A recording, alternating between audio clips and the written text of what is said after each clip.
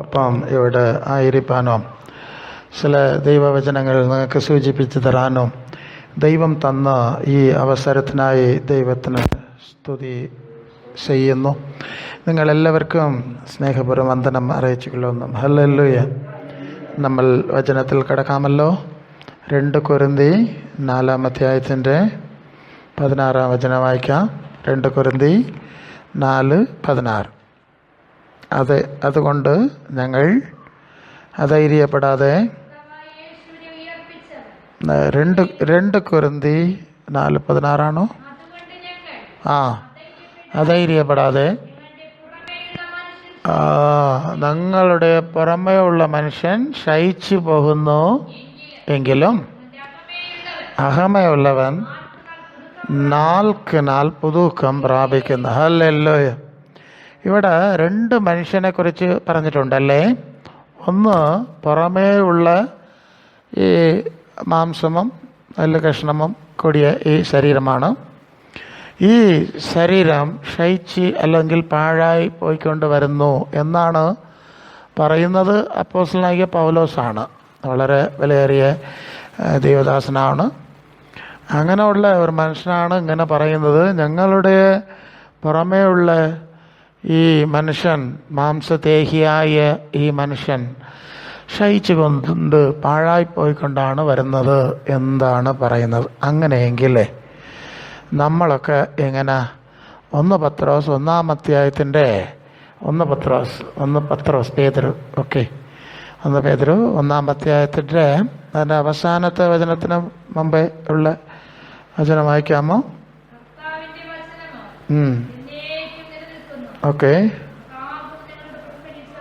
അതൊക്കെ മുമ്പേ ഉള്ള വചനം. അതെ, കണ്ടോ. സകല ജഡമം പുല്ല് പോലെയും അതിൻ്റെ ഭംഗിയെല്ലാം അതിൻ്റെ പൂ പോലെയും ആകുന്നു. പുല്ല് വാടുമല്ലോ, പൂ ഉതിർന്നു പോകുന്നല്ലോ. മതി. കണ്ടോ. ഹല്ലേലൂയ. ഈ ശരീരം എന്ന് പറയുന്ന ഈ കാര്യത്തിൻ്റെ സ്ഥിതി എങ്ങനെയാണ് എന്നുള്ളത് ഈ വചനങ്ങളിലൂടെ നമുക്ക് മനസ്സിലാക്കുവാൻ കഴിയും. ഒന്ന് അപ്പോസ്തലനായ പൗലോസ് പറഞ്ഞതാണ്. മറ്റൊന്ന് യേശുവിൻ്റെ പ്രാധാന്യ ശിഷ്യനായ പത്രോസ് പറയുന്നതാണ്. അല്ലേ? 2 പേരും സൂചിപ്പിക്കുന്ന കാര്യം, പറയുന്ന കാര്യം എന്തെന്ന് വെച്ചാൽ ഈ മാംസദേഹിയായ ശരീരം മാഞ്ഞ് മറഞ്ഞ് അഴിഞ്ഞ് ക്ഷയിച്ച് പോകുന്നതാണ്. അല്ലല്ലോയ. അതുകൊണ്ട് ഈ ശരീരത്തിൽ ജീവിക്കുന്ന ഈ ലോകപ്രകാരമായ ജീവിതം കുറിച്ച് അധികമായിട്ട് പ്രതീക്ഷിക്കാൻ ഒന്നുമില്ല. അല്ലേ? എന്താ പറയുന്നു? നമ്മളെ ചുറ്റുപാടുമുള്ളവരൊക്കെ നാം കാണുന്നതാണ്. നമുക്ക് മുമ്പേ ജീവിച്ചവരും കുറച്ചു കാലം ഇങ്ങനെയൊക്കെ ജീവിച്ചു എന്നുള്ളതൊക്കെ നമുക്കറിയാം. പക്ഷെ അവസാനം എന്തായി? അവരുടെ ജീവിതം അന്തരിച്ചു, അല്ലെങ്കിൽ അവസാനിച്ചു. അല്ലേ? എല്ലാം അവസാനിച്ചു പോയി, ആരുമില്ല, കാണാൻ കഴിയുന്നില്ല എന്നുള്ള രീതിയിലായി എന്നുള്ളതാണ്. നാമം ഇവിടെ ജീവിക്കുന്നത് നമ്മൾ അങ്ങനെ തന്നെ, അവരെ പോലല്ലേ നാമം. കുറച്ചു കാലം ഇവിടെ ജീവിക്കും, പിന്നീട് അങ്ങനെ മണ്ണിൽ കുളിച്ചുകൊണ്ട് അവിടെ ഇടും. അതാണ് ഈ ശാരീരിക രീതിയായ ജീവിതത്തിൻ്റെ ഭംഗി. അല്ലേ? അവിടെ പത്രോസ് അങ്ങനെ പറഞ്ഞല്ലോ. അത് ഭംഗിയാവാം, അതിൻ്റെ രീതിയാവാം, അതിൻ്റെ കാര്യം അങ്ങനെയാണ്. അങ്ങനെയെങ്കിൽ ദൈവം എന്തിനാ നമ്മെ വിളിച്ചിരിക്കുന്നു? പലപ്പോഴും ഞാൻ ക്രിസ്തീയ മേഖലയിൽ പല രീതിയായ സാഹചര്യങ്ങളിൽ ഞാൻ ദൈവവചനം സംസാരിക്കുന്നവനാണ്. പലപ്പോഴും വിശ്വാസികൾ ഇപ്പോൾ സാക്ഷ്യം പറയുമ്പോൾ കൂടെ പലപ്പോഴും പറയുന്ന ഒരു കാര്യം, ദൈവം ഞങ്ങളെ സൂക്ഷിച്ചു, അപകടങ്ങളൊക്കെ വരാതെ സൂക്ഷിച്ച് അങ്ങനെ കാത്തു. എനിക്ക് തമിഴ്നാടാണ്, മലയാളം പഠിച്ചാണ് നിങ്ങളോട് സംസാരിക്കുന്നത്. അതുകൊണ്ട് അത്രയും സ്പീഡായിട്ട് ചെല്ലുവാൻ കഴിയില്ല. ഇപ്പോൾ ഊണ് തന്നു, കുടിക്കാനും തിന്നാനും കുടിക്കാനുമുള്ള കാര്യങ്ങൾ തന്നു, ജോലി സാഹചര്യങ്ങളൊക്കെ ഞങ്ങളെ സൂക്ഷിച്ചു, അങ്ങനെ പരിപാലിച്ചു എന്നാണ് പലപ്പോഴും നമ്മൾ ഓർക്കുന്നത്. അല്ലേ? അധികമായിട്ട് ഓർക്കുന്നത് അങ്ങനെ അല്ലേ? അതെ, യഥാർത്ഥമായിട്ട് ഞാൻ സംസാരിക്കുകയാണ്. അങ്ങനെ കാർത്തു, അങ്ങനെ കൊണ്ടുവന്ന് സൂക്ഷിച്ചു, ഇങ്ങനെയൊക്കെ പരിപാലിച്ചു എന്നൊക്കെയാണ് പലപ്പോഴും ഓർക്കുന്നതും സാക്ഷ്യം പറയുന്നതും ദൈവത്തിന് നന്ദി ഏൽപ്പിക്കുന്നത്. അല്ലേ?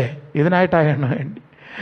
ഓക്കെ. പക്ഷേ ഇങ്ങനെയെല്ലാം ദൈവം ചെയ്യുന്നതാണ്, ഇല്ലെന്ന് ഞാൻ പറയുന്നില്ല. എന്നാലും ഇതൊക്കെ ഒരു ദിവസം കഴിഞ്ഞ് പോകും അല്ലേ? ഇവിടെ നിന്ന് പോകുമല്ലേ? സൂക്ഷിച്ചതൊക്കെ അവസാനിക്കും. അതെ, യേശു ലാസറുവിനെ മരിച്ച ശേഷം 4 ദിവസത്തിന് കഴിഞ്ഞാണ് അവനെ ഉയർത്തെഴുന്നേൽപ്പിച്ചത് അല്ലല്ലേ? എന്നാലും വീണ്ടും അവൻ മരിച്ചല്ലോ എന്ന് നമുക്ക് നന്നായിട്ടറിയാം.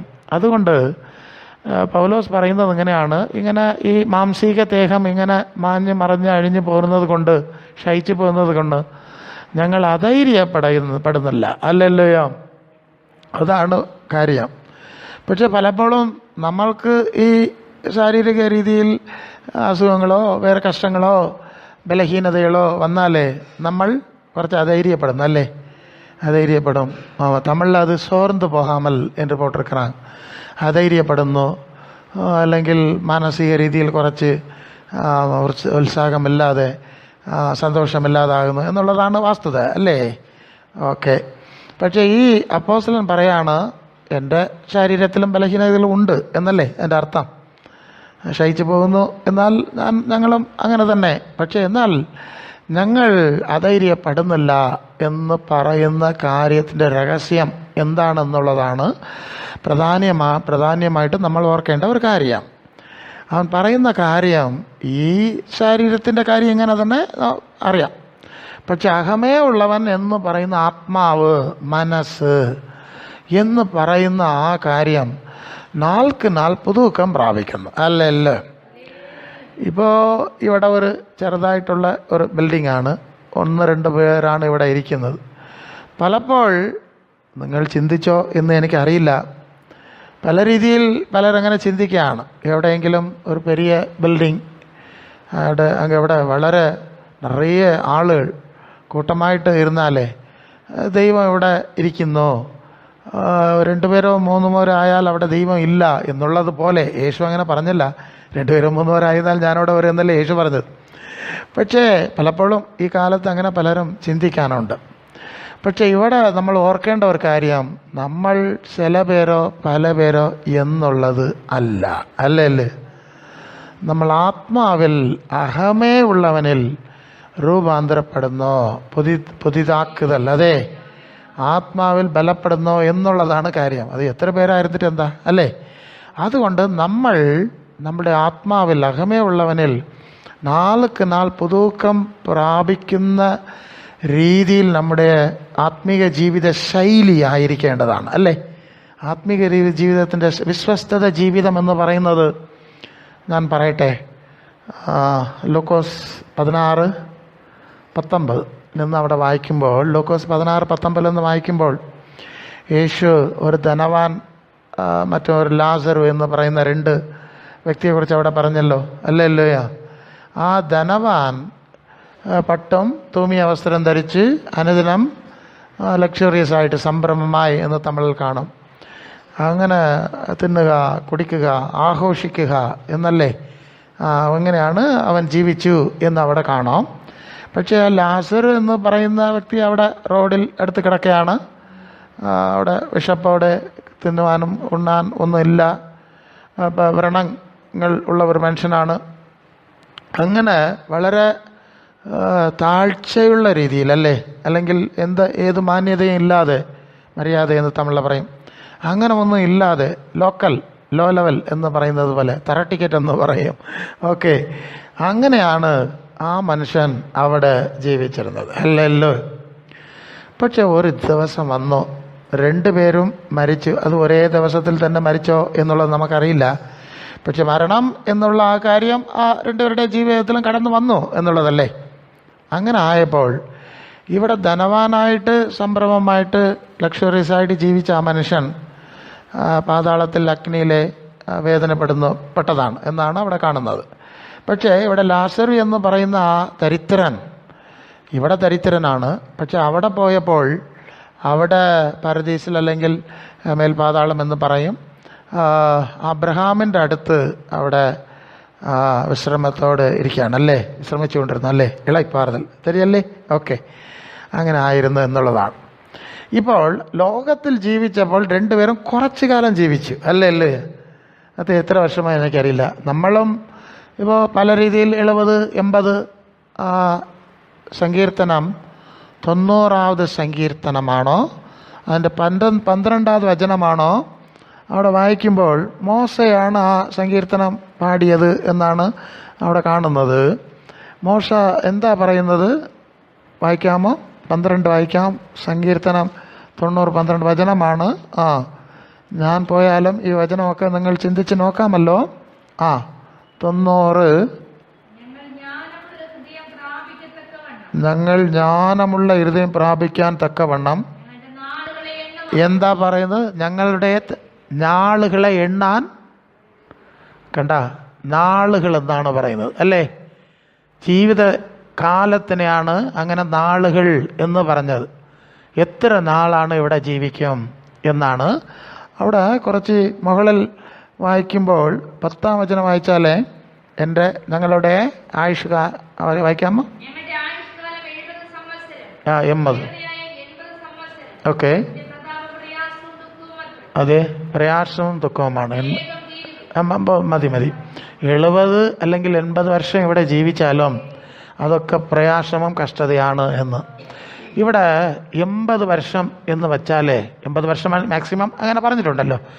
80 വർഷം എന്നാൽ 29,200 നാളുകളോ അവിടെ കാൽക്കുലേറ്റ് ചെയ്താൽ 365 × 80 അങ്ങനെ ഇട്ടാലേ 29,200 നാൾ തന്നെ വരും. അപ്പോൾ എത്ര നാൾ? 80 വർഷം. 29,200 നാൾ മാത്രമാണ് ഇവിടെ നമ്മൾ ജീവിക്കുന്നത്. ഹല്ലേലൂയ. എപ്പോഴെങ്കിലും ഇതിനെ നമ്മൾ ചിന്തിച്ചിട്ടുണ്ടോ? പക്ഷേ ഇപ്പോൾ കുറച്ച് വർഷങ്ങളൊക്കെ പോയി അല്ലേ? 40, 50, 60 എന്ന് പോയി. അങ്ങനെയെങ്കിൽ 60 വർഷം പോയി. ഇനി 20 വർഷം ഉണ്ട് എങ്കിൽ 20 × 365 എത്ര നാൾ വരുമോ?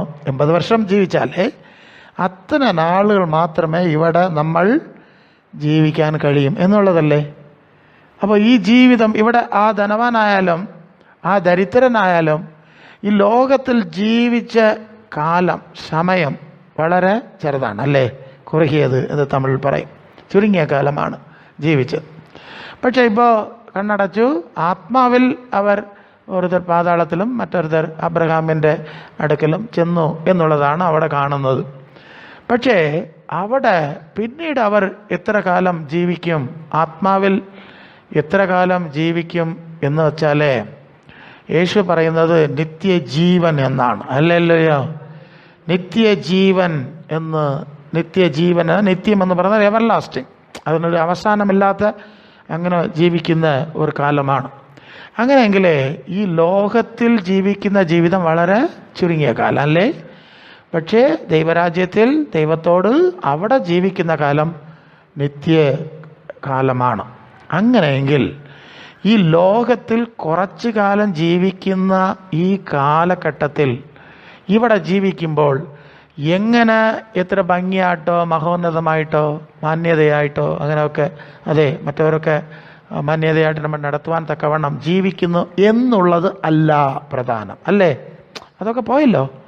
പക്ഷേ ദൈവ സന്നിധിയിൽ നിത്യതയായിട്ട് ജീവിക്കുന്നത് എങ്ങനെ എന്നുള്ളതാണ് വിശ്വാസികൾ പ്രധാനമായിട്ട് ചിന്തിക്കേണ്ട കാര്യം. അല്ലല്ലയോ?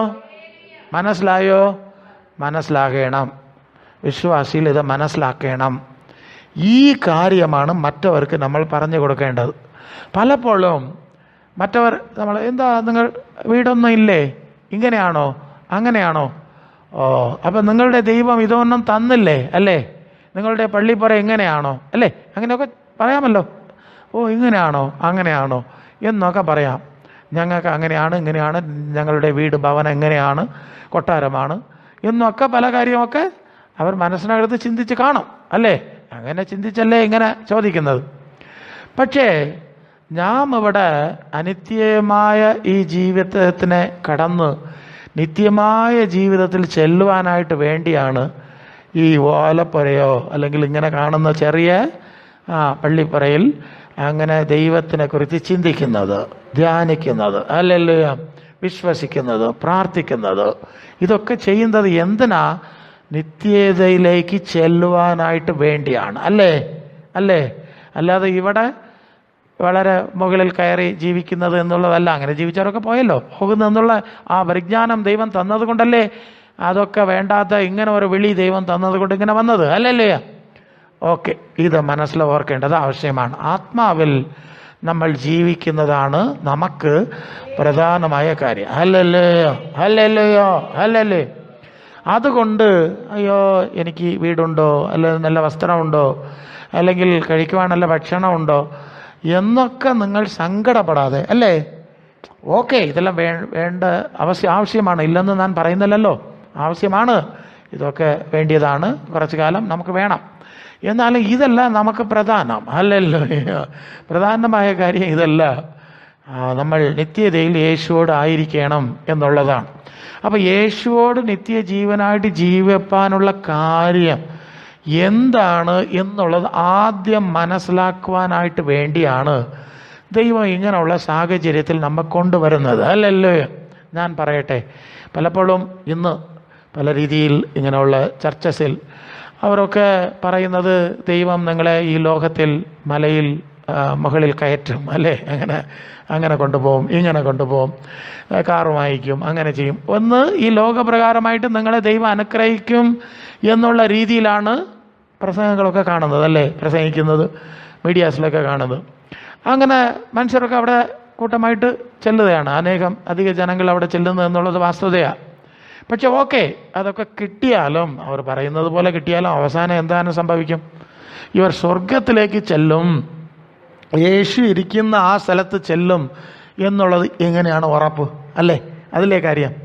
അതായത് ഞാൻ പലപ്പോഴും ഇങ്ങനെ ചോദിക്കും, പാസ്റ്റർമാരോട് ചോദിക്കുകയാണ്, നിങ്ങൾ സ്വർഗത്തിനെ കുറിച്ച് സംസാരിച്ചിട്ടില്ല, യേശു ഇരിക്കുന്ന ആ സ്ഥലത്തെക്കുറിച്ച് സംസാരിച്ചിരിക്കുന്നില്ല, യേശുവും അപ്പോസ്തലന്മാരും എങ്ങനെയാണ് ഈ ലോകത്തിൽ ജീവിച്ചു എന്നുള്ളതും കാണിച്ചു കൊടുത്തിട്ടില്ലല്ലോ. ആ യേശു ഇരിക്കുന്ന ഇടത്ത് ചെല്ലുവാൻ എങ്ങനെയാണ് ചെല്ലേണ്ടത് എന്ന് ഒന്നും നിങ്ങൾ സംസാരിച്ചില്ല. അത് നിങ്ങൾക്കൊരു കാര്യമല്ല, നിങ്ങൾ അതിലെ ആഗ്രഹം നിങ്ങൾക്കില്ല. നിങ്ങൾ ആഗ്രഹിക്കുന്നത് മറ്റ് മനുഷ്യരെ പോലെ ലോകത്തിൻ്റെ ഉയർച്ചയായ സ്ഥലങ്ങളിൽ എങ്ങനെ കയറാം, അല്ലേ? അവിടെ അല്ലേ നിങ്ങളും പറയുന്നത്? അവരതാന്ന് പറയുന്നു, നിങ്ങൾ അത് തന്നെ പറയുന്നു, രണ്ടുപേരും മരിക്കുന്നു, അത്ര തന്നെ, അല്ലല്ലോ. പക്ഷേ എവിടെയാണ് യേശു ഇരിക്കുന്ന ഇടത്തിൽ ചെല്ലുവാനുള്ള കാര്യങ്ങൾ സംസാരിക്കുന്നതും ചിന്തിക്കുന്നതും ധ്യാനിക്കുന്നതും പ്രാർത്ഥിക്കുന്നതും വിശുദ്ധാത്മാവിൻ്റെ നിയന്ത്രണത്തിൽ ജീവിക്കുന്നതുമായ സാഹചര്യങ്ങൾ ഉണ്ടോ, അത് തന്നെ ദൈവത്തിൻ്റെ മുമ്പിൽ മാന്യതയായ അല്ലാതെ പ്രധാനമായ കാര്യം, അല്ലല്ലേ? അല്ലാതെ ദൈവം ഇങ്ങനെയുള്ള മറ്റു കാര്യങ്ങളൊക്കെ മാനിക്കുന്നില്ല. ദൈവം മാനിക്കുന്നത് എന്താണ്?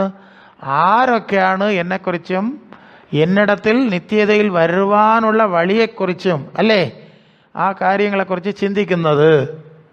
അങ്ങനെ മാർക്കോസ് 8-ാം അധ്യായത്തിൻ്റെ 36, 37 വചനങ്ങൾ വായിച്ചാലേ, മാർക്കോസ് 8, 36, 37 വചനങ്ങൾ വായിച്ചാലേ, ഒരു മനുഷ്യൻ ലോകമ നേടുകയും തൻ്റെ ജീവനെ കളയുകയും ചെയ്താൽ അവന് എന്ത് പ്രയോജനം? മനുഷ്യൻ അല്ല, തൻ്റെ ജീവന് വേണ്ടി എന്തൊരു മറുവില കൊടുക്കും. കണ്ടോ, അല്ലല്ലേ? ഇവിടെ ജീവൻ എന്ന് പറഞ്ഞിരിക്കുന്നത് ആത്മാവ്. അതെ, അഹമയുള്ളവൻ എന്ന് പറഞ്ഞല്ലേ, ആ കാര്യമാണ്. അഹമയുള്ളവൻ ആത്മാവെന്ന് പറയുന്ന ആ കാര്യത്തെ കളഞ്ഞിട്ട് അതിനെക്കുറിച്ച് ചിന്തിക്കാതെ ഈ ലോകപ്രകാരമായ കാര്യങ്ങളെക്കുറിച്ച് മാത്രം ചിന്തിച്ചാൽ എന്ത് സംഭവിക്കും? നമുക്ക് നന്നായിട്ട് അറിയാം, നമ്മൾ കാണുന്നതാണ്. ഇവിടെ യേശു പറയുന്നത് ആത്മാവ് എന്ന് പറയുന്ന ആ കാര്യത്തിനെക്കുറിച്ചാണ് നിങ്ങൾ അധികമായിട്ട് ചിന്തിക്കേണ്ടത് എന്നുള്ളതാണ് യേശു അവിടെ പറയുന്ന കാര്യം. അല്ലാതെ ഈ ലോകപ്രകാരമായ കാര്യങ്ങളെക്കുറിച്ചല്ല എന്നാണ് പറയുന്നത്. അവിടെ ലൂക്കോസ് 12-ാം അധ്യായത്തിൽ വരുമ്പോൾ അവിടെ 16 വായിക്കുമ്പോൾ അവിടെ ധനവാനായ ഒരു മനുഷ്യനായിരുന്നു. അവനക്ക് പുറയിടങ്ങൾ, വിളനിലങ്ങളെന്ന് പറയുന്ന പോലെ പുറയിടങ്ങൾ, പറമ്പുകൾ ഒക്കെ ഉണ്ടായിരുന്നു. നെല്ല്, ഗോതമ്പ, വാഴ, മാങ്ങ, തേങ്ങ, റബ്ബർ ഷീറ്റ് ഇതൊക്കെ നിറയെ വന്നു. അതൊക്കെ സൂക്ഷിച്ച് വെച്ചിട്ട് അവൻ പറയാണ്, നിനക്കായിട്ട് പല വർഷങ്ങൾക്ക് വേണ്ടിയ കാര്യങ്ങളാണ് സൂക്ഷിച്ച് വച്ചിട്ടുണ്ടല്ലേ, തിന്നുക, കുടിക്കുക, ആഘോഷിക്കുക, അങ്ങനെ ജീവിക്കുക എന്ന് തന്നോട് പറഞ്ഞു. അപ്പോൾ ദൈവം ചോദിച്ചു, അവിടെ ഒരു വാക്ക് കാണും. എന്താ വാക്ക്? മൂടാ നിൻ്റെ ആത്മാവ് നിന്നിൽ നിന്ന് ഈ രാത്രി തന്നെ എടുത്താൽ നീ സൂക്ഷിച്ചു വെച്ചവകൾ ആർക്കാകും, ആരനുഭവിക്കും? അല്ലേ? അവിടെ മൂട എന്നാണ് ആ വാക്ക്. അവിടെ മലയാളത്തിൽ മൂട അല്ലേ? അവിടെ മൂടാണ്. പക്ഷേ തമിഴിൽ മതികേടനെ അങ്ങനെയാണ് അവിടെ കാണുന്നത്. അത് 20 വചനത്തിൽ കാണാം. അല്ലല്ലയാ, അത് 12:20 മൂട എന്നാണ് ദൈവം അവനെ വിളിച്ചത്. അങ്ങനെയെങ്കിൽ ശ്രദ്ധിച്ച് നോക്കുക, ഇവിടെ നമ്മളും ഇതുപോലെ ഞാൻ ധനവാനാണ്, അല്ലെങ്കിൽ ഈ ലോകപ്രകാരമായി എന്തെങ്കിലും ഉണ്ടായിരിക്കുന്നു എങ്കിലേ അതിനെക്കുറിച്ച് അതിൻ്റെ രീതിയിൽ ഇങ്ങനെ പറഞ്ഞുകൊണ്ടിരുന്നാലേ, അല്ലെങ്കിൽ അയ്യോ അതൊന്നും എനിക്കില്ലേ എന്ന് അങ്ങനെയുള്ളവർ, അത് എന്താ പറയുന്നത്, തമിഴിലെ ഏക്കമെന്ന് പറയും, അങ്ങനെ ഒരു മനസ്ഥിതി. അങ്ങനെ ആയിരുന്നാലേ നമ്മയും ദൈവം മൂടാ എന്നല്ലേ വിളിക്കും? ഇല്ലേ? വിളിക്കില്ലേ? അവനെ വിളിച്ചല്ലോ. അപ്പം നമ്മളെയും മൂടാ എന്ന് ദൈവം വിളിക്കും. അപ്പോൾ ഇതിൽ നിന്ന് നമ്മൾ മനസ്സിലാക്കേണ്ട കാര്യം എന്തെന്ന് വെച്ചാൽ, ഈ ലോകത്തിൽ കാണുന്ന ഭംഗിയായ കാര്യങ്ങളോ മാന്യത അല്ലത് വളരെ പ്രശസ്തമായ കാര്യങ്ങൾ, ഇതൊന്നും ദൈവം മാനിക്കുന്നില്ല എന്നുള്ളതാണ്. അല്ലല്ലേ?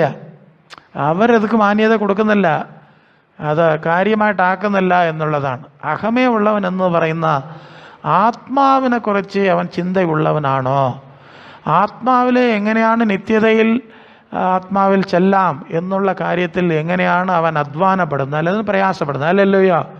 അല്ലേ? അധ്വാനം എന്ന് പറഞ്ഞാലേ ഇവിടെ ലോകത്തിൽ കാശുണ്ടാക്കണം, വീട് പണിയണം, കുറച്ചൊക്കെ ആവശ്യം തന്നെ, ഇല്ലെന്ന് നാം പറയുന്നില്ല. അതിലേ അധ്വാനിക്കുന്നു, ഓക്കെ, അതൊക്കെ കിട്ടി. എന്നാൽ അവസാനം ഇവർ അധ്വാനിച്ചതും പ്രയാസപ്പെട്ടതും ഇവർ നേടിയതും ഉണ്ടാക്കിയതൊക്കെ ഇവിടെ പോട്ടിട്ടല്ലേ പോകുന്നത്. എപ്പോൾ പോകുന്നതന്നെ ആർക്കറിയില്ല. അല്ലല്ലേ? അങ്ങനല്ലേ? അങ്ങനെയാണ് ആകുന്നത്. അതുകൊണ്ട് നമ്മൾ ആത്മാവിൽ, അഹമേ ഉള്ളവൻ എന്ന് പറയുന്ന ആത്മാവിൽ നാൾക്ക് നാൾ പുതുക്കം പ്രാപിക്കുവാൻ വേണ്ടിയാണ് ദൈവം യേശുവൻ മുഖാന്തരമായിട്ട് നമ്മെ ഇവിടെ വിളിച്ചത്. അല്ലല്ലേ? അത് 2 പേരോ ഒരാളോ അതല്ല കാര്യം. കാര്യമല്ലേ നമ്മൾ നോക്കേണ്ടത്. പലപ്പോൾ ചിലരങ്ങ് അവിടെ ആളില്ലേ, നമ്മളൊക്കെ ഒരു 10 പേരംഗം ഉണ്ടെങ്കിൽ ഞങ്ങൾ വരാമായിരുന്നു. എന്താ ഈ ലോകം വിട്ട് പോകുമ്പോൾ അങ്ങനെയാണോ പോകുന്നത്? ആരും 10-20 പേരെ കൂട്ടിയിട്ട് മൊത്തമായിട്ട് കൂട്ടമായിട്ടാണോ? അങ്ങനെ കൂട്ടണിയാണ് തമിഴിൽ പറയുന്നത് പോലെ കൂട്ടണി എന്ന് പറയും. അല്ലല്ലോ. ഇവിടെ വന്നത് തനിച്ചല്ലേ വന്നത്, പോകുമ്പോഴും തനിച്ച് പോകും. പക്ഷേ ഇവിടെ കുറേ കാലം ഇങ്ങനെ ഒരു കുറച്ച് കൂട്ടായ്മയായിട്ട് അങ്ങനെയും ഇങ്ങനെയും നിങ്ങൾക്കറിയാം. അത്ര തന്നല്ലോ. അതുകൊണ്ട് ഈ കാര്യങ്ങളെ നമ്മൾ കുറിച്ച് ചിന്തിക്കേണ്ട ആവശ്യം നമുക്കില്ല. നമ്മൾ വന്നു ആത്മാവിൽ എങ്ങനെ ജീവിക്കുന്നു, ഈ ലോകം വിട്ട് കണ്ണടച്ച് പോകുമ്പോൾ എവിടെ എങ്ങനെ പോകും എന്നുള്ളതാണ്. അല്ലല്ലോയോ? മനസ്സിലായോ? നിങ്ങൾക്ക് മനസ്സിലാകണം അല്ലേ? തീർച്ചയായിട്ടും മനസ്സിലാക്കേണ്ട കാര്യമാണ്. ഈ കാര്യം ആദ്യം നിങ്ങൾ മനസ്സിലാക്കുക. അതിൽ നിങ്ങൾ അത് ഉറപ്പല്ലേ, ഉറുതിപ്പാട്, ഓക്കെ, ഉറപ്പാകുക, ഓക്കെ അല്ലേ? നിങ്ങൾ സ്ഥിരപ്പെടുക ആദ്യം. പലപ്പോഴും വിശ്വാസികൾക്ക് ഈ ഉറപ്പ്, ഈ സ്ഥിരം ഇല്ലാതെ പോയത് കൊണ്ടാണ് ഇവർ ആത്മാദായമെന്ന് പറയുന്ന കാര്യം ചെയ്യുന്നില്ല, ശുശ്രൂഷ ചെയ്യുന്നില്ല, ദൈവകാര്യത്തിൽ അതിലൊരു ഇഷ്ടം, ഉത്സാഹമെന്ന് പറയുന്നത് പോലെ കാണിക്കുന്നില്ല. അല്ലല്ലേ? അവർക്ക് എന്നും എന്താ ജീവിതം ഇങ്ങനെ ഇല്ല, പല കഷ്ടപ്പാടുകളൊക്കെ നിങ്ങൾ പറയുന്നത് പോലെ ഇങ്ങനെയുള്ള കാര്യങ്ങൾ പറഞ്ഞിട്ട് അങ്ങനെ ഇരിക്കുന്നതാണ്. അങ്ങനെ ഇരിക്കരുത്. അല്ലല്ലോയോ? അതെ, ഞാൻ പറഞ്ഞല്ലോ, ഇതൊക്കെ ഉള്ള മനുഷ്യനും അങ്ങോട്ട് പോകുന്നു, നമ്മളങ്ങോട്ട് പോകുന്നു. അല്ലല്ലേ? പിന്നെ എന്തിനാ അതിനെക്കുറിച്ച് വിഷമിക്കുന്നത്? അല്ലല്ലോയോ? സങ്കടപ്പെടാതെ ആഹമേ ഉള്ളവനിൽ പുതുക്കം പ്രാപിക്കുവാൻ വേണ്ടി ദൈവം വിളിച്ചിരിക്കുന്നു എന്നുള്ള അറിവോട് ജീവിക്കുക. എബേസ്യ ലേഖനം 3-ാം അധ്യായത്തിൻ്റെ 16-ാം വചനം വായിക്കുമ്പോൾ, എബേസ് 3:16 വായിക്കുന്നു. നിങ്ങൾ മലയാളത്തിൽ വായിക്കുമ്പോൾ അവരുടെ ആത്മാവിൽ അഹമേ, മലയാളത്തിൽ എങ്ങനെ? ആ, ആത്മാവിനാൽ അകത്ത് ആ ഓക്കെ ഓക്കെ അത് ആത്മാവിനാൽ അഹമയുള്ള മനുഷ്യനിൽ വായിക്കാവുന്നൂടെ. അഹമയുള്ള മനുഷ്യൻ സംബന്ധിച്ച് ശക്തിയോടെ ബലപ്പെടുക. ഓക്കെ, മതി. അപ്പോൾ എവിടെയാണ് ശക്തി ബലപ്പെടേണ്ടത്? അവിടെ നോക്ക്. പുറമേ ഉള്ളവൻ അകമേ ഉള്ളവൻ എന്ന രണ്ട് കാര്യമാണ് നോക്കുന്നല്ലേ. അകമേ ഉള്ളവൻ വെളിയെ പുറമേ ഉള്ളവൻ എന്ന് പറയുന്നത് ഈ ശാരീരികമാണ്. അതിലെ ബലപ്പെടുന്നത് കുറിച്ച് അവിടെ ദൈവാത്മാവ് സംസാരിക്കുന്നില്ല അല്ലേ, അപ്പോസ്തലൻ പറയുന്നില്ല. അഹമേ ഉള്ളവനിൽ ബലപ്പെടുന്നതായിട്ട് ഉള്ള കാര്യങ്ങളാണ് അവിടെ പറയുന്നത്. അപ്പോൾ പരിശുദ്ധാത്മാവ് വരുമ്പോൾ ഈ പുറമേ ഉള്ള വെളിയെ ഇരിക്കുന്ന ഈ ശരീരത്തിലെ അത്രയ്ക്കും ശക്തി കൊടുക്കുന്നില്ല എന്നുള്ളത് അവിടെ മനസ്സിലാക്കുന്നു അല്ലല്ലേ. കാരണം ഇത് ഒരു ലിമിറ്റേഷൻ, ഒരു പരിധി ഉണ്ടല്ലോ. ഇത്ര തന്നെ ഇതൊക്കെ മുകളിൽ ചെല്ലുവാൻ കഴിയുന്നില്ല എന്നുള്ളത് ഈ ശരീരത്തിൻ്റെ ശക്തി നമുക്ക് നന്നായിട്ട് അറിയാം, അതിൻ്റെ രീതി നമുക്ക് നന്നായിട്ട് അറിയാമല്ലോ. അതുകൊണ്ട് അഹമേ ഉള്ളവൻ എന്ന് പറയുന്ന ആത്മാവിൽ ശക്തി പ്രാപിക്കുവാൻ, അത് രൂപാന്തരപ്പെടുവാൻ എന്ന് ആ വചനത്തിൽ വായിച്ചല്ലോ. അങ്ങനെയുള്ള കാര്യങ്ങളാണ് ഈ വിശുദ്ധാത്മാവ് ചെയ്യുന്നത് അല്ലല്ലോ, പരിശുദ്ധാത്മാവ് ചെയ്യുന്നത്. പലപ്പോൾ ഇത് നമുക്ക് മനസ്സിലാകുന്നില്ല അല്ലല്ലേ. നമ്മൾ എപ്പോഴും ഈ ശരീരത്തിൽ പുറമേ ഉള്ളവനെന്ന് പറയുന്ന ഈ കാര്യത്തിൽ എങ്ങനെ ഇന്നലെ എങ്ങനെയല്ലോ, ഇന്ന് ഇങ്ങനെ ആയല്ലോ, നാളെ എങ്ങനെയോ എന്ന് ഈ കാര്യമല്ലേ എപ്പോഴും നമ്മൾ ചിന്തിക്കുന്നത്. പക്ഷെ അഹമേ ഉള്ളവനിൽ ആത്മാവിൽ പണ്ട് ഞാൻ എങ്ങനെ ആയിരുന്നു, ഇപ്പോൾ എങ്ങനെ ആയി, ഇനി എങ്ങനെ ആകണം എന്നുള്ളത് കുറിച്ച് നമ്മൾ ചിന്തിക്കുന്നില്ല. അതാണ് നമ്മുടെ പ്രശ്നം അല്ലല്ലേ. ദൈവത്തിൻ്റെ ആഗ്രഹം, ഇഷ്ടം എന്താണുള്ളത് പലപ്പോൾ നമ്മൾ മനസ്സിലാക്കാൻ കഴിയാതെ വണ്ണം അങ്ങനെ പോകുന്നതാണ് നമ്മൾ ജീവിതത്തിൽ അധൈര്യവും തളർച്ചയും വരുന്ന കാര്യം അല്ലേ. മനസ്സിലാകുന്നോ? ആദ്യം മനസ്സിലാക്കി ആത്മാവിൽ. രണ്ടാമത് ഒരു കാര്യം പറയട്ടെ.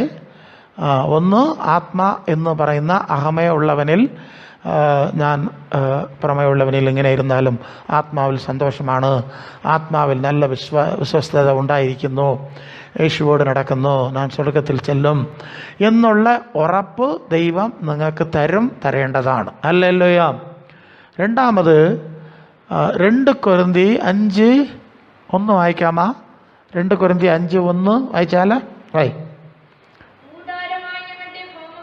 ഇവിടെ കാണുന്നു. കൂടാരമാകിയ നമ്മുടെ ഏത് ഭവനം?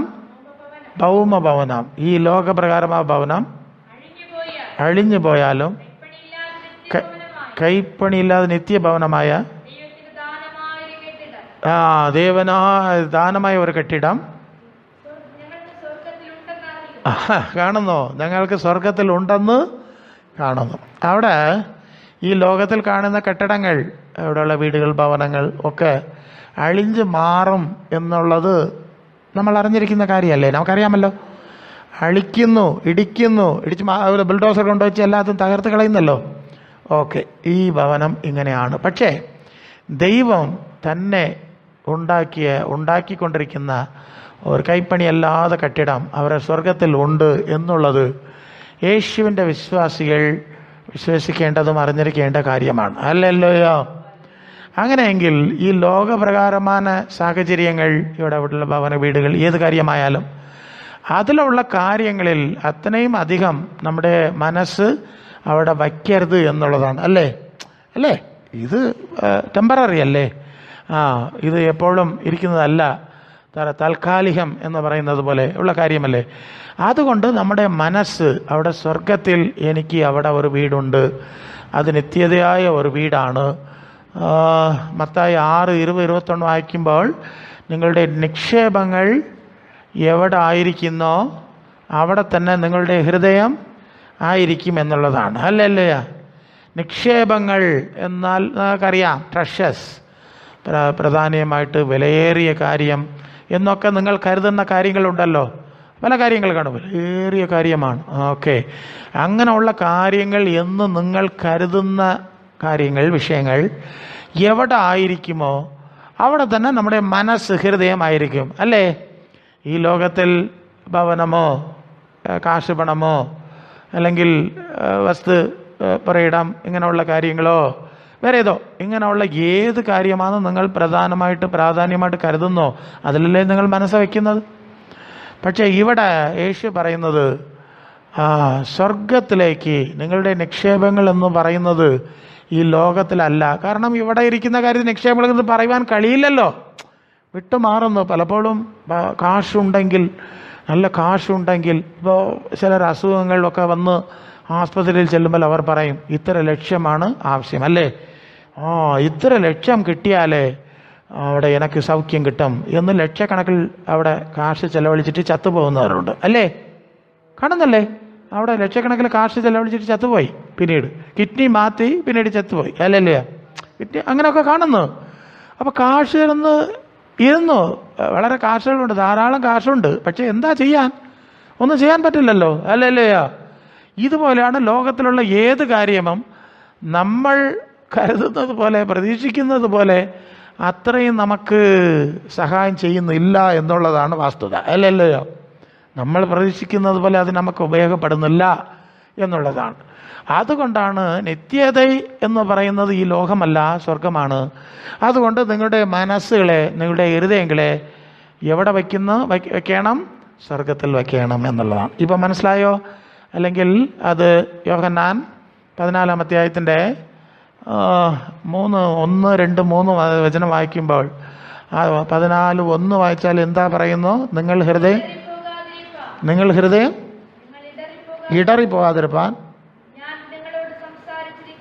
ഓക്കെ, ഇല്ലമ്മ 1 യോഹന്നാൻ 14-ാം അധ്യായം, യോഹന്നാൻ 14, 1:4-6. അതെ നിങ്ങളുടെ ഹൃദയം കലങ്ങി പോകരുതേ, ദൈവത്തിൽ, സ്വർഗസ്ഥനായ ദൈവത്തിൽ വിശ്വസിപ്പേൻ, ഈ ദൈവപുത്രനായ എന്നിലും വിശ്വസിപ്പേൻ. എൻ്റെ പിതാവിൻ്റെ ഭവനത്തിൽ അനേക വാസസ്ഥലങ്ങൾ ഉണ്ട്. പിന്നീട് വായി ഇല്ലെങ്കിൽ പറയുവാനായിരുന്നു. പിന്നീട് നിങ്ങൾക്ക് അവിടെ സ്വർഗത്തിൽ ഒരു സ്ഥലം ഒരുക്കുവാൻ ചെല്ലുന്നു. അവിടെ നിങ്ങൾക്ക് സ്ഥലം ഒരുക്കിയ ശേഷം ഞാൻ വീണ്ടും വന്ന് ഞാൻ നിങ്ങളെ ഇവിടെ നിന്ന് വിളിച്ച് അവിടെ കൊണ്ടുപോകും അല്ലേ, മനസ്സിലാകുന്നല്ലേ? അപ്പോൾ ഇവിടെ നോക്ക്, നമ്മൾ ഈ ലോകത്തിൽ സ്ഥലങ്ങൾ വാങ്ങിച്ചു, പറയിടങ്ങൾ വാങ്ങിച്ചു, കാര്യങ്ങൾ വാങ്ങിച്ചു, വളരെ പെരിയ കെട്ടിടങ്ങളൊക്കെ പണിയുന്നതാണ് മനുഷ്യർ ചെയ്യുന്ന കാര്യം. പലപ്പോഴും നമ്മൾ ചിന്തിക്കാനല്ലേ, എന്തിനാ ഇത്, നമുക്ക് ഏറി കിടക്കാൻ ഒരു ചിന്ന പോരെ, വെയിലും മഴയും കൊള്ളാതെ അല്ലേ, അങ്ങനെ ഒരു കുറച്ച് സാഹചര്യങ്ങൾ മതി. എന്താ ഇങ്ങനെ ഒരു വീട് ഇവിടെ എത്ര പേരാണ് ഈ ഭവനത്തിൽ വസിക്കാൻ പോകുന്നത് അല്ലല്ലയോ എന്നൊക്കെ പലപ്പോഴും നമ്മൾ ചിന്തിക്കും. അതെ, പൈശാച് അങ്ങനെ അവരെ മോഷിക്കുന്ന അല്ലല്ലയോ, വഞ്ചിക്കുന്നു അല്ലല്ലയോ. എന്തിനാ വേണ്ടിയത് ഇത്ര തന്നെ. ഓക്കെ, ഇങ്ങനെ മനുഷ്യരെ പൈശാച് വഞ്ചിത്ത് അങ്ങനെ കൊണ്ട് ചെല്ലുന്നത് കൊണ്ട് അവരങ്ങനെ ചെല്ലുന്നു. പക്ഷെ യേശു പറയുന്നു ഇവിടെ ഉള്ള രീതി ഇങ്ങനെയാണ്, ഇതിൽ നിങ്ങൾ മനസ്സേ വയ്ക്കണ്ട. നിങ്ങൾക്കായിട്ട് അവിടെ സ്വർഗത്തിൽ എൻ്റെ പിതാവിൻ്റെ ഭവനത്തിൽ നിത്യമായ കെട്ടിടങ്ങൾ, അല്ലാതെ വസിപ്പിടം എന്ന് ആവശ്യമുള്ള വസിപ്പിടം അവിടെ ഒരുക്കുവാനാണ് ചെല്ലുന്നു. ഞാൻ തിരിച്ചും വരും, നിങ്ങളെ അവിടെ വിളിച്ചുകൊണ്ട് പോകും അല്ലല്ലയോ. അപ്പോൾ നമുക്ക് സ്വർഗവാസസ്ഥലം എന്നുള്ളതാണ് നമുക്ക് പ്രധാനം എന്നുള്ള ആത്മാവാണ്. ആദ്യം അഹമേ ഉള്ളവൻ എന്ന് പറയുന്ന ആത്മാവാണ് നമുക്ക് പ്രാധാന്യം എന്നുള്ളത് ആദ്യം മനസ്സിലാക്കുക. രണ്ടാമത്, ഈ ലോകഭവനമല്ല വേണ്ട തന്നെ, ആവശ്യമുള്ളത് വേണ്ട തന്നെ ഇല്ലെന്ന് പറയുന്നല്ല, പക്ഷേ ദൈവം ഒരുക്കുന്ന നിത്യഭവനമാണ് നമുക്ക് ആവശ്യം. മനസ്സിലായോ? രണ്ടാമത് കാര്യം. മൂന്നാമത്, അതായത് ലൂക്കാസ് 20:36 വായിക്കാമോ? 20:36 വായിക്കുമ്പോൾ 20:36 മരിച്ചവരിൽ നിന്ന് പുനരുത്ഥാനം ചെയ്യും.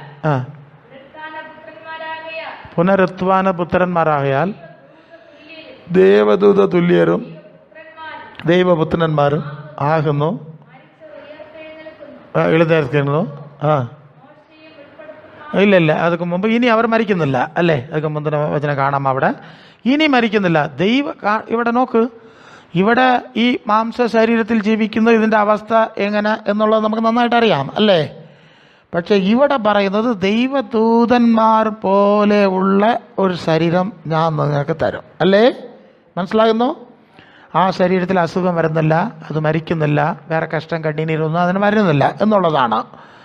1 യോഹന്നാൻ 3:2 വായിച്ചാലേ, 1 യോഹന്നാൻ 3:2, യേശു അവനായിരിക്കുന്നത് പോലെ, യേശു ആയിരിക്കുന്നത് പോലെ അവനെ, ഓക്കെ,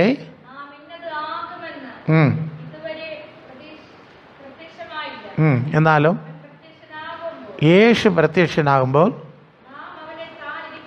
അവനെ താൻ ഇരിക്കുന്നത് പോലെ കാണുന്നത് കൊണ്ട് അവനോട് സദൃശ്യന്മാരായിട്ട് നാം അറിയും. കണ്ടോ, അവൻ ഇരിക്കുന്നത് പോലെ അല്ലേ? അങ്ങനല്ലേ? അവനെ പോലെ, യേശുവെ പോലെ. ഫിലിപ്പോസ് 3:21 കൂടെ വായിക്കാമോ? ഫിലിപ്പോസ് 3:21 വായിച്ചാലേ,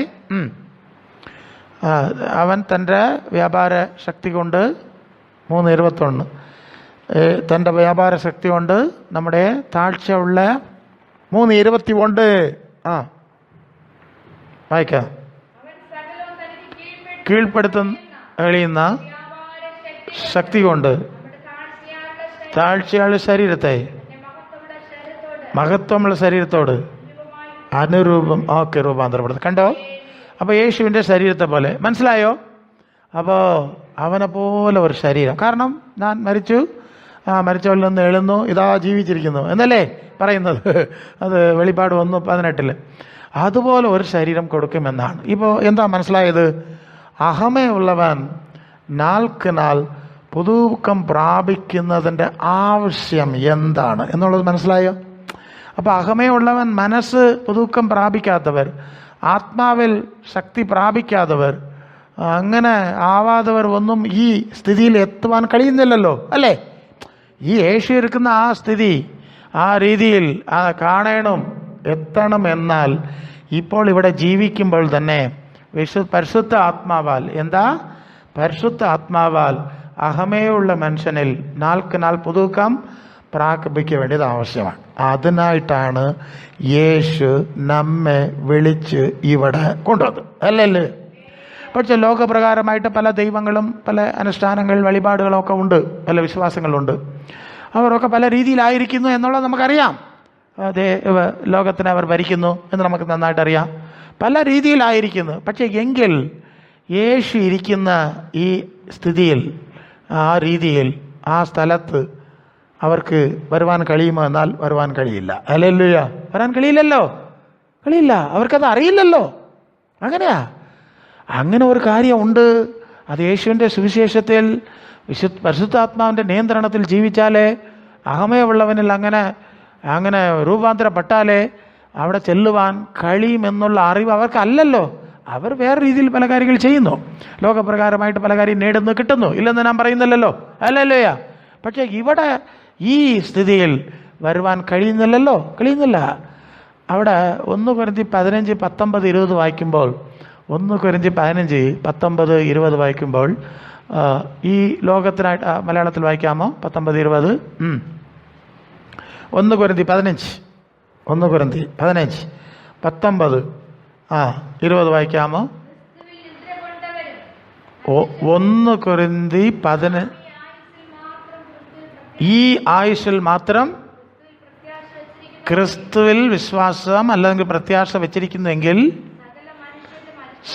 സകല മനുഷ്യരിലും അരിഷ്ടന്മാരത്രേ. അത് തമിഴിലെ പരിതാപമാനവർ. നിങ്ങൾക്ക് മനസ്സിലാകുന്നല്ലോ എന്താ അങ്ങനെ പറഞ്ഞത്? അടുത്ത വചനം വായിക്കാമോ? 20. എന്നാൽ ക്രിസ്തു നിദ്ര കൊണ്ടവരിൽ ഉയർന്നിരിക്കുന്നു. ഓക്കെ, ശരി. മനുഷ്യരാൽ മരണം ഉണ്ടായതാൽ ആ യേശു മുഖാന്തരമായിട്ട് പുനരുദ്ധാനവും ഉണ്ടാകും അല്ലേ? അത് അടുത്ത വചനം, അവനവൻ തൻ്റെ 26 വരിശപ്രകാരം, ക്രമപ്രകാരം. 1 കൊരിന്ത്യർ 15. അവനവൻ തൻ തമിഴിൽ എങ്ങനെയാണ്? തൻ വരിശയിലെ ഉയിർപ്പിക്കപ്പെടുവാൻ. അത് 23 വായിക്കാമോ? ഓരോരുത്തരും ഓക്കെ. യേശു ആദ്യം മരിച്ചവരിൽ നിന്ന് എഴുന്നേൽത്തു, പിന്നീട് മറ്റവരും ശരി ഇരിക്കട്ടോ. അപ്പോൾ എന്താ മനസ്സിലായി? ഇതുപോലെ അപ്പോൾ ക്രിസ്തു മരിച്ചവരിൽ നിന്ന് എഴുന്നു പുനരുദ്ധാനം ആയി ജീവിക്കുന്നു എന്നുള്ളത് നമുക്ക് മനസ്സിലായിട്ടുണ്ട്. നമ്മൾ അറിഞ്ഞിരിക്കുന്നു, വിശ്വസിക്കുന്നു, മനസ്സിലാകുന്നു. അങ്ങനെയെങ്കിൽ യേശുവെ പോലെ നമ്മളും അവർ വീണ്ടും നമ്മളെ അവരെ എളിപ്പിച്ച് അവിടെ അവനിരിക്കുന്ന ഇടത്ത് കൊണ്ടുപോകും എന്നുള്ള വിശ്വാസം നമുക്കുണ്ട്. പക്ഷെ മറ്റവർക്ക് ഈ പരിജ്ഞാനമില്ല, ഈ വിശ്വാസം ഇല്ല. അപ്പം അവരൊക്കെ അറിയാമ കൊണ്ടാണ് ഈ ലോക കാര്യങ്ങളിൽ കുടുങ്ങി അങ്ങനെ കിടക്കുന്നത്, അല്ലേ?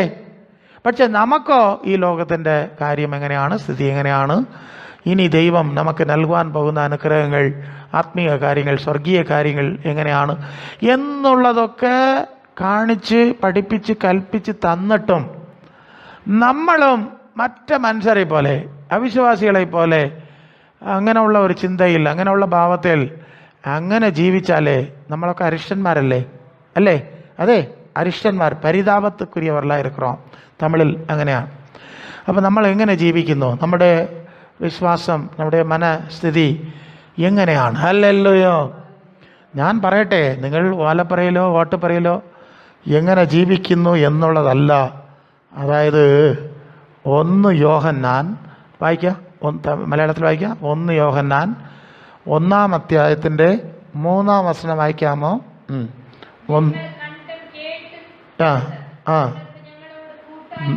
ഞങ്ങൾ കണ്ടുള്ളതും കേട്ടുള്ളതും അനുഭവിക്കുന്നതും നിങ്ങൾക്ക് പറഞ്ഞു തരുന്നതാണ്. ഞങ്ങളോട് നിങ്ങളും കൂട്ടായ്മ ഉണ്ടാകേണ്ടതിന് അറിയിക്കുന്നു. വാക്ക്, ഞങ്ങളുടെ കൂട്ടായ്മ പിതാവായ പരിശുദ്ധാത്മാവായ പിതാവായ ദൈവത്തോടും അവൻ്റെ ഏകജാതനായ ഏകപുത്രനായ യേശുവോടുമായിരിക്കുന്നു. ഹല്ലേലൂയ. ഞാൻ പറയട്ടെ, ഈ ലോകത്തിൽ ജീവിക്കുമ്പോൾ നമുക്ക് ഒരു കാലം അമ്മ ഇരുന്നു, അച്ഛനുണ്ടായിരുന്നു, അല്ലേ? അമ്മ, അച്ഛൻ, ഭാര്യ, ഭർത്താവ്, മക്കൾ, ചെറിയച്ഛൻ, വലിയച്ഛൻ, പിന്നീട് മുത്തച്ഛൻ, മുത്തച്ഛി, അല്ലേ? അങ്ങനെ ഉള്ളവരൊക്കെ ആയിരുന്നല്ലേ, നമ്മളായിരുന്നു. അവരോടുള്ള ഒരു ഐക്യതയിലോ കൂട്ടായ്മയിലോ അങ്ങനെയൊക്കെ ജീവിച്ച് വന്നവരല്ലേ. പക്ഷേ അവസാനം പിന്നീട് എന്തായി? അവരൊക്കെ പോയി, അല്ലേ? നാം ഒരു സമയം തനിച്ച് നിൽക്കേണ്ട ഒരു ലെവൽ, പല രീതിയിൽ അങ്ങനെ ആകുന്നല്ലോ, തനിച്ച് നിൽക്കുന്ന ഒരു സ്ഥിതിയിൽ നമ്മൾ വന്ന് എത്തി. അപ്പോൾ അങ്ങനെയുള്ള കൂട്ടായ്മകളാണ് ഇവിടെ ലോകത്തിൽ കാണുന്നത്. അത് മനുഷ്യരൊക്കെ അങ്ങനെ തന്നെ, ഇവിടെ മാനുഷിക കൂട്ടായ്മ ഒക്കെ അങ്ങനെ തന്നെ. പക്ഷേ ഇവിടെ യോഹന്നാൻ പറയുന്നു, ഞങ്ങളുടെ കൂട്ടായ്മ ഈ മനുഷ്യരോടല്ല, ഈ ലോകത്തിനോടല്ല,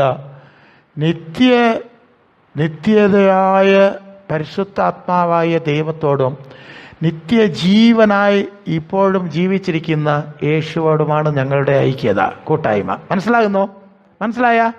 അപ്പം നമ്മളുടെ ഐക്യത, കൂട്ടായ്മ എവിടെ ആയിരിക്കുന്നു? ഇവിടെ ജീവിക്കുമ്പോൾ, ഈ ലോകത്തിലാണ് ജീവിക്കുന്നത്.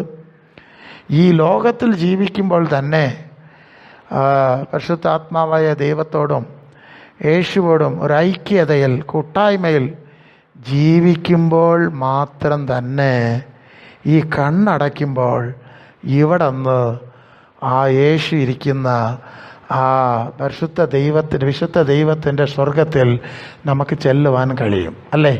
അതല്ലേ വാസ്തുത? ഇതല്ലേ ഇവിടെ ജീവിക്കുമ്പോൾ ലോകത്തോടും ലോക കാര്യങ്ങളോടും അങ്ങനെയൊക്കെ കുടുങ്ങി മുങ്ങി അങ്ങനെയൊക്കെ ജീവിക്കുന്നവർ എങ്ങനെ സ്വർഗത്തിൽ ചെല്ലും? അല്ലല്ലയോ. ഇവിടെ ജീവിക്കുമ്പോഴേ നമുക്ക് സ്വർഗീയ വിശ്വാസം, അതിലൊരു ഇഷ്ടം, അല്ലേ? അങ്ങനെയുള്ള പ്രയാസം, അങ്ങനെ ചെല്ലുവാനുള്ള അധ്വാനം, അല്ലേ? അതിനുള്ള കാര്യങ്ങൾ ഒന്നും ചെയ്യാതെ മരിക്കും വരെ ഈ ലോകമാണ്, കാശാണ്, പണമാണ്, കെട്ടിടമാണ്, ഇങ്ങനെയൊക്കെ ജീവിച്ചിട്ട് കണ്ണടച്ച ശേഷം എങ്ങനെ അവർ സ്വർഗത്തിൽ ചെല്ലുവാൻ കഴിയും? അല്ലല്ലേ.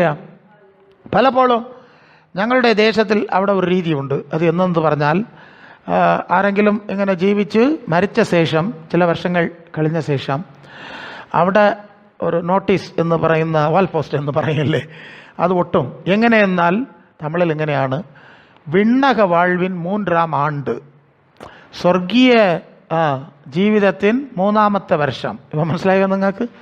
അതായത് അയാൾ സ്വർഗത്തിൽ പോയി 3 വർഷമായി, അല്ലത് 5 വർഷമായി എന്ന് അവരുടെ ഫോട്ടോ അവരുടെ ഫോട്ടോ ഇട്ട് അവിടെ വലിയ വാൾ പോസ്റ്റൊക്കെ ഒട്ടും. അല്ലല്ലേ? ഞാൻ പറയട്ടെ, ആ മരിച്ചു പോയ ആ വ്യക്തിക്ക് സ്വർഗത്തിനെ കുറിച്ച് വിശ്വാസം ഇല്ലാത്ത മനുഷ്യനാണ്. അതെ, പലരും അതിനുടെ വിശ്വാസം ഇല്ല, അതിൻ്റെ പ്രായമായില്ല, അതിനുള്ള പരിജ്ഞാനം അവർക്ക് വന്നില്ല, അതിനുള്ള പ്രയാസമോ അധ്വാനമോ ഒന്നുമില്ല, നാട്ടമോ തേട്ടമോ ഒന്നും ഇല്ല, എങ്ങനെയോ ജീവിച്ച് മരിച്ചു. പക്ഷേ മറ്റവരൊക്കെ അവിടെ ഇങ്ങനെ എഴുതി ഒട്ടുകയാണ്, അവർ സ്വർഗ ജീവിതത്തിൻ്റെ 3-ാമത്തെ വർഷം 4-ാമത്തെ വർഷം എന്ന്. ഇങ്ങനെയാണ് ഈ ലോകത്തിൻ്റെ പോക്ക് പോകുന്നത്. അങ്ങനെ അല്ല, അത് പാടില്ല. അല്ലല്ലേ? ഇവിടെ ജീവിക്കുമ്പോൾ കർത്താവോട് ജീവിക്കേണ്ടത് ആവശ്യമല്ലേ? യേശുവോട് ഐക്യതയിൽ ജീവിക്കാത്തവർ എങ്ങനെ അവരിക്കുന്ന ഇടത്തേക്ക് ചെല്ലും? അല്ലല്ലോയോ? പൗലോസ് പറയുന്ന ഒരു കാര്യം ആ ഫിലിപ്പിയ ലേഖനത്തിൽ അവിടെ അവർ പറയുന്നത് ഇങ്ങനെയാണ്. അത് ഫിലിപ്പിയ 1-ാം അധ്യായത്തിൻ്റെ ഫിലിപ്പിയ 1-ാം അധ്യായത്തിൽ വരുമ്പോൾ വചനം കാണാം. 23 വായിച്ചാലേ 20 ഓക്കെ. ഈ ശരീരം വിട്ട് പിരിഞ്ഞ് ക്രിസ്തുവോട് കൂടെ ഇരുപ്പാൻ എനിക്ക് ഇഷ്ടം, അല്ലത് ആഗ്രഹം, അല്ലേ? ഓക്കെ, മതി. ഇപ്പോൾ പറയുന്ന ഒരു കാര്യം പൗലോസ് പറയുന്നു, എനിക്ക് യേശുവോട് അവനിരിക്കുന്ന ഇടത്ത് ചെല്ലുവാനും അവനോട് അവിടെ പാർക്കുവാനും എനിക്ക് ഇഷ്ടമാണോ എന്ന് പറയുന്നു, അല്ലേ? എപ്പോൾ പറയുന്നത്? ഈ ലോകത്തിൽ ജീവിച്ചിരുന്നപ്പോഴാണ് എനിക്ക് അവിടെ ചെല്ലുവാനും ഇഷ്ടമാണ്. അങ്ങനെയെങ്കിൽ എത്ര ദൂരം, അല്ലേ? എത്ര ദൂരം ആ യേശുവോട് ആ ചിന്തയിൽ അവനുടെ കാര്യത്തിൽ മാത്രം, അവരുടെ മനസ്സിൽ, പൗലോസിൻ്റെ മനസ്സിൽ വേറെ ഒരു കാര്യം ഇല്ല, അല്ലേ? അവിടെ ഇല്ലാതായി, ഒന്നുമില്ല, യേശു മാത്രമേ ഇവിടെ, സ്വർഗം മാത്രമേ ഇവിടെ. അങ്ങനെ ജീവിച്ച് എവിടെ എൻ്റെ വീട്ടിൽ പോകും, അല്ലേ? എൻ്റെ സ്വന്തം നാട്ടിൽ പോകും, എൻ്റെ സ്വന്തം വീട്ടിൽ പോകും, എൻ്റെ യേശുവിൻ്റെ അടുത്തിൽ പോകും എന്നുള്ളതാണ് എപ്പോഴും അവരുടെ പ്രതീക്ഷ, അവരുടെ ആഗ്രഹം, വാഞ്ചൈ, തമിഴിലെ വാസൈ, ഓക്കെ, കിനാവ്, അല്ലേ? ലോകത്തിൽ ഇവിടെ അബ്ദുൽ കലാം എന്ന് പറയുന്ന ഒരു സയൻറ്റിസ്റ്റ് നമുക്കറിയാമല്ലോ, അവരവിടെ പറഞ്ഞിരുന്നത് കിനാ കാണുക. എന്താ തമിഴിലെ കനവ് കാണുകൾ, കിനാ കാണുക. എങ്ങനെയൊക്കെ നിങ്ങൾ കിനാവ് കാണുന്നോ അങ്ങനെയൊക്കെ നിങ്ങൾ മാറും, എത്തുവാൻ കഴിയും എന്നൊക്കെ പലതും പറഞ്ഞു. ഇവിടെ ഈ ലോക മനുഷ്യരൊക്കെ കണ്ട മനുഷ്യരൊക്കെ പോയല്ലോ. ഏതാ കനവ് കണ്ടത്? കിനാക്കളും പോയി, കാഴ്ചകളും പോയല്ലോ, അല്ലേ? അതല്ലേ വാസ്തുത. എന്താ കിനാ കാണുന്നത്? യേശു ഇരിക്കുന്ന ഇടത്തേക്ക് ചെല്ലുവാൻ കിനാ കാണാന്നല്ലേ ആവശ്യം? എൻ്റെ വാക്ക് ശരിയല്ലേ? കിനാവ്, ഓക്കെ. നിൻ്റെ കിനാവുകൾ എങ്ങനെയാണ്? അതെ, പലപ്പോഴും നമ്മളൊക്കെ ലോകപ്രകാരന്മാർ ഈ കാലത്തിൽ കുടുങ്ങി കിടന്ന് അങ്ങനെ കിനാ കാണുന്നതാണ്. അവരൊക്കെ ഇങ്ങനെ കിനാ കണ്ടവരൊക്കെ പോയല്ലോ, നമ്മളും പോവും. അതുകൊണ്ട് യേശു ഇരിക്കുന്ന ഇടത്തിൽ ചെല്ലുവാൻ കിനാ കാണുന്നവനാണ് ആ പൗലോസ്, അല്ലല്ലേ? കണ്ടവനാണ്, അല്ലല്ലേ? അന്ന് കിനാ കണ്ട് അങ്ങനെ തിരിഞ്ഞ മനുഷ്യനാണ്. എന്നാണ് ഞാൻ അവിടത്തിൽ പോകും, എന്നാണ് അവനിടത്തിൽ ഞാൻ പോകും, എൻ്റെ കഷ്ടം മാറും, യേശു ഇരിക്കുന്നത് പോലെ ഇരിക്കാമല്ലോ എന്നുള്ള അത്രയും വളരെ ആശ, അല്ലേ? അവർക്കൊരു ആശ ഉണ്ടായിരുന്നു. അങ്ങനെയുള്ള ഒരു ആശയുള്ളവരായിട്ട്, അല്ലല്ലോ, ഇഷ്ടം, ആശ, ആഗ്രഹം ഉള്ളവരായിട്ട് നമ്മൾ കാണണം. അതിനായിട്ട് യേശു നമ്മെ വിളിച്ചിരിക്കുന്നത്, അല്ലല്ലോ? നിങ്ങൾ മനസ്സിലാക്കുക, പലപ്പോഴും ഈ കാര്യങ്ങളൊക്കെ യേശു നമുക്ക് മനസ്സിലാക്കി തന്നിട്ടും ഇത് കുറിച്ച് നിങ്ങൾ ഇത് കാര്യമാക്കാതെ, അല്ലേ? ഇതിനെക്കുറിച്ച് ഒന്നും കാര്യമാക്കാതെ ഈ ലോകപ്രകാരമായ കാര്യങ്ങളാണ് എനിക്ക് പ്രാധാന്യം എന്നുള്ളതുപോലെ അങ്ങനെ ജീവിച്ചാലേ പിന്നീട് ഒരു ദിവസം വരുമ്പോൾ മനസ്സ്, വചനം അവിടെ ഉണ്ടല്ലോ, അവിടെ വായിക്കാം. ആ വചനം വായിച്ച് അവസാനിക്കാം. ഫിലിപ്പിയ 3-ാം അധ്യായം 18 വായിക്കാം. 3:18 നിന്ന് ഞാൻ പലപ്പോഴും നിങ്ങളോടും പറഞ്ഞതുപോലെ അനേകർ ഈ ക്രിസ്തുവിൻ്റെ ക്രൂശിൻ്റെ ശത്രുക്കളാണ്. ഇപ്പോൾ ഒന്ന് കരഞ്ഞുകൊണ്ട് ഞാൻ പറയുന്നു, അവരുടെ അവസാന നാശം, അവരുടെ ദൈവം വയറാണ്. അങ്ങനെ ആവുന്നു. ഭൂമിയിലുള്ളത് ചിന്തിക്കുന്നു, നമ്മുടെ പൗരത്വം സ്വർഗത്തിലായിരിക്കുന്നു. യേശു എന്ന് വരുവാൻ നമ്മൾ കാത്തിരിക്കുന്നു. അടുത്ത വചനം കൂടെ വായിച്ചേ. തനക്ക് കീഴ്പ്പെടുത്തുന്ന തളിയുന്ന വ്യാപാര ശക്തി കൊണ്ട് താഴ്ചയുള്ള ശരീരത്തെ മഹോന്നതമായ ശരീരമുള്ളതായിട്ട് തുല്യമായിട്ട് രൂപാന്തരപ്പെടുത്തുക. അല്ലേ? മനസ്സിലായോ? ഈ ലോകമാണ്, ഈ ലോകം മതി, ലോക മാന്യതകൾ മതി, ഈ ശരീരം മതി, അതാ വയറാണ് ദൈവം, അല്ലേ? തിന്നുന്നതും കുടിക്കുന്നതും മാത്രം മതി എന്ന് ജീവിക്കുന്നവരുടെ അവസാനം നാശം, അല്ലേ? അവിടെ നാശം എന്താണോ? അഴിവ്, നാശം, മുടിവ്, അഴിവ്. തമിഴിൽ അങ്ങനെയാണ്, നാശമാണ്. മുടിവ് ലജ്ജയാണോ? ലജ്ജ അല്ല, വെക്കാം. തമിഴിൽ വന്ന് വെക്കാം, ലജ്ജ. അയ്യോ പോയല്ലോ. അപ്പം അതുകൊണ്ട് ഞാൻ പറയട്ടെ, ഈ ലോകപ്രകാരമായി ജീവിച്ച ഇങ്ങനെയൊക്കെ പല നാക്കളിൽ അങ്ങനെ ഇങ്ങനെയോ ജീവിച്ച മനുഷ്യരൊക്കെ മരിച്ച ശേഷം അവർ പ്രിയ ധനവാനായി കാണും, അല്ലേ? ഐശ്വര്യവാനായിട്ടും ധനവാനായിട്ട് കാണും. അതുകൊണ്ട് വളരെ വലിയ പുഷ്പചക്രങ്ങൾ കണ്ടിട്ടുണ്ടോ? മലർവളയം എന്ന് പറയും ഞങ്ങളുടെ ദേശത്തിൽ. നിറയെ പുഷ്പചക്രങ്ങൾ വയ്ക്കും. തോക്കെല്ലാം കൊണ്ടുവന്ന് അവിടെ പിടിച്ചിട്ട് ഠൈ എന്ന് വെടിവെക്ക വയ്ക്കും. അങ്ങനെ വെച്ചാണ് അടക്കുന്നത്, അല്ലേ? വണ്ടിയിൽ കൊണ്ടുപോകുന്നു. വലിയ ഇതെല്ലാം. കാരണം വിലയും നിലയുമുള്ള മനുഷ്യനല്ലേ, അല്ലേ? വളരെ വിലയും നിലയുള്ള മനുഷ്യനല്ലേ? അതുക്കുള്ള മാന്യതയോടെ അത് വലിയ ഗംഭീരമായിട്ട് അങ്ങനെ ഒക്കെ അടക്ക കാര്യങ്ങളൊക്കെ നടത്തുന്നത് നമ്മൾ കാണുന്നല്ലേ? അത്ര തന്നെ. കാരണം ഇത്രയും വലിയ മനുഷ്യനെ അതിനെ ചീപ്പായിട്ട് അയക്കുന്നത് എങ്ങനെ, അല്ലേ? കൊണ്ടുപോകുന്നത് എങ്ങനെ? ചീപ്പായിട്ട് കൊണ്ടുപോകുന്നത്. പിന്നീട് അവിടെ ഒരു കല്ലറ വലുതായിട്ട് അവിടെ പെരിയ കെട്ടിടം പോലെ, അരൺമന പോലെ. പണ്ട് രാജാക്കന്മാരൊക്കെ അവരുടെ പെരിയ അരൺമന പോലെ, താജ്മഹൽ എന്ന് പറയുന്ന പോലെ ഇതൊക്കെ ചെയ്യും. അത് അത്ര തന്നെ. കാരണം പോയി കഴിഞ്ഞു, ഒന്നുമില്ല. എന്നാലും ഈ ലോകത്തിനെ വഞ്ചിക്കാൻ വേണ്ടി, ഈ ലോകത്തിനെ വഞ്ചിക്കാൻ വേണ്ടിയാണ് ഇങ്ങനെയുള്ള കാര്യങ്ങൾ പൈശാച് മനുഷ്യരെ കൊണ്ട് ചെയ്യുന്നത്. അവൻ എവിടെ ഇരിക്കുന്നു? അരൺമനയിലോ? അരൺമന, അതായത് അതായത് കൊട്ടാരം. കൊട്ടാരത്തിലോ? എവിടെ? ആർക്കറിയാം? അല്ലല്ലോ. അവിടെ ധനവാൻ പാതാളത്തിൽ പോയി അഗ്നിയിൽ വേദനപ്പെട്ട് എന്നാണ്, അല്ലേ? അങ്ങനെയല്ലേ ഇവിടെ പറയും. അതുകൊണ്ട് നമ്മൾ ഇതൊക്കെ ദൈവം നമുക്ക് പഠിപ്പിച്ചാണ് സ്വർഗത്തിൽ ചെല്ലണം. ദൈവം യേശു നമുക്കായി വസിപ്പിടങ്ങളൊക്കെ ഒരുക്കിക്കൊണ്ടിരിക്കുകയാണ്. ദൈവം പണിയുന്ന കൈപ്പണിയില്ലാത്ത കെട്ടിടം, അല്ലേ? അതിനായിട്ട് യേശു നമ്മെ വിളിച്ചിരിക്കുന്നത്. അതുകൊണ്ട് ഒരു വചനം മുമ്പ് വരേണ്ട അവസാനിക്കുന്നു. വായിക്കാം 1 കൊരിന്തി 15 അതിൻ്റെ അവസാനത്തെ വചനം വായിക്കാമോ? 1 കൊരിന്തി 15 അവസാനത്തെ വായിക്കാം. ഓക്കെ 1 കൊരിന്തി 15:58 അവസാനത്തെ വചനം. ആകയാൽ എൻ്റെ പ്രിയ സഹോദരന്മാരെ, അതെ, ആ വാക്ക് നോക്ക്. നിങ്ങൾ ഉറപ്പുള്ളവരും കുലുങ്ങാത്തവരും, കേട്ടോ? ഉറപ്പുള്ളവരും കുലുങ്ങാത്തവരും.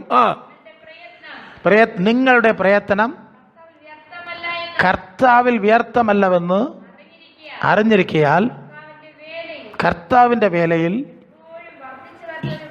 എപ്പോഴും വർദ്ധിച്ചു വരേണ്ടതാണ്, അല്ലല്ലയോ? കണ്ടോ? അത് 2 3 എന്തോ കാര്യമില്ല. നമുക്കറിയാം നമ്മുടെ പ്രയത്നം വൃഥാവായി പോകുന്നില്ല എന്നുള്ളത് നമുക്കറിയാം.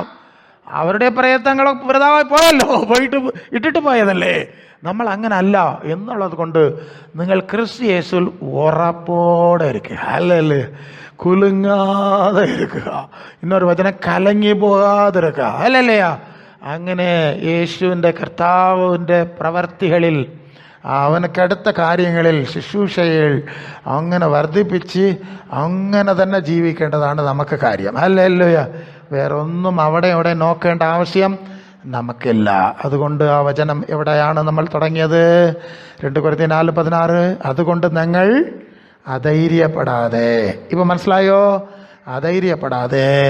ഞങ്ങളുടെ പുറമേ ഉള്ളവൻ ക്ഷയിച്ചു പോയാലും അകമേ ഉള്ളവൻ നാൾക്ക് നാൾ പുതുക്കം പ്രാപിക്കുന്നുവല്ലോ.